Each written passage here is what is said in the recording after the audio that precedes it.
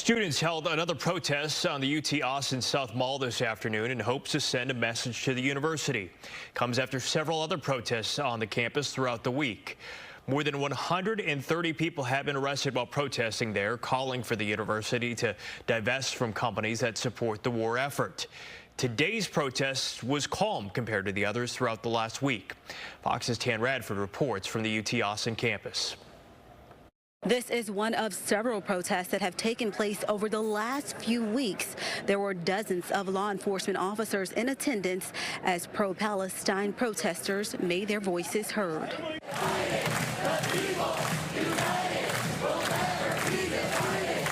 We form a powerful voice that the university has to bargain with.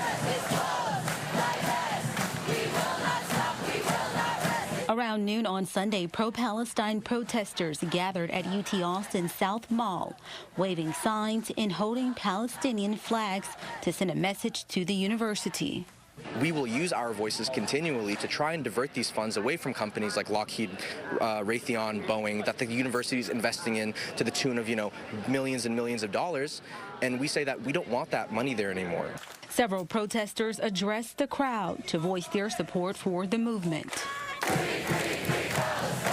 This event today was centered around the shared sense of responsibility and community and solidarity and struggle between workers, staff, students, faculty here at UT, and recognizing that collectively. Sunday's protest was calm compared to demonstrations in previous weeks where more than 130 protesters were arrested and taken to Travis County Jail.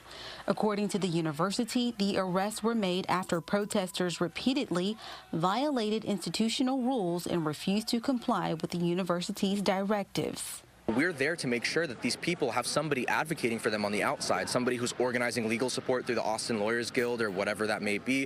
Dozens of law enforcement officers were on the university grounds during the protest. There were no reports of arrest made. Protesters say they will continue to hold demonstrations until a change is made. At UT Austin, Tan Radford, Fox 4, Dallas. Meanwhile, the Jewish community and its allies in Austin rallied against anti-Semitism at the Texas Capitol today. They went from the south steps of the Capitol to the governor's mansion. Since the October 7th attacks between Israel and Hamas, elected officials have taken steps to limit anti-Semitism. Governor Greg Abbott issued an executive order in March telling colleges and universities to ensure a safe environment for Jewish students. We want to thank the governor for standing against anti-Semitism. We're going to come back here and just stand and raise our voices for tolerance. I've heard a lot of anti-Semitism. I've heard, people shouting at Jews, go back to Germany, go back to Poland. I think it's really nice to be able to come here, come together. The walk was hosted by the Israeli-American Council in partnership with Shalom Austin, also marking Holocaust Remembrance Day in Israel. The ongoing protests on college campuses around the U.S. threaten to disrupt several graduation ceremonies within the coming weeks. Los Angeles police cleared an encampment at the University of Southern California this morning.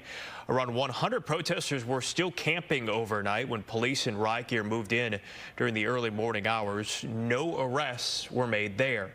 Comes after authorities arrested 25 people yesterday at the University of Virginia. Officers had surrounded an encampment and used pepper spray to disperse people from that area. There are now growing concerns the protests could have a major impact on the president's re-election hopes this fall. Fox's Lucas Tomlinson reports. Police at the University of Southern California moving in Sunday to break up an encampment on campus.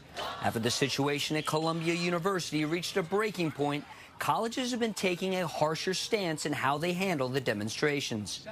President Biden addressed the crisis for the first time last week, condemning lawlessness while defending students' First Amendment rights. Republicans calling it too little, too late. It was 2 weeks after these pro-Hamas fanatics had taken over a lot of campuses. His failure to address this early on and to make very clear whose side he was on has just fed this. With the election 6 months away, the White House is walking a tightrope in how it handles the issue. On the one hand, it must acknowledge the growing instances of violence and hate speech. But the administration also recognizes the situation in Gaza is growing increasingly dire. Thousands of Palestinians have been killed since the war began. Pushing to shut down protests could risk alienating young voters, a key demographic to the president's re-election campaign. Everyone from the president on down is aware that young people are upset at what's going on in the Middle East. And I do think it's had an awakening in Washington that this war has to end, that too many people are dying. Some historians are drawing parallels between the anti-war protests of the 1960s during the Vietnam War. Those protests came to a head at the 1968 Democratic National Convention in Chicago, the same place where the convention will be held this summer. At the White House, Lucas Tomlinson, Fox News.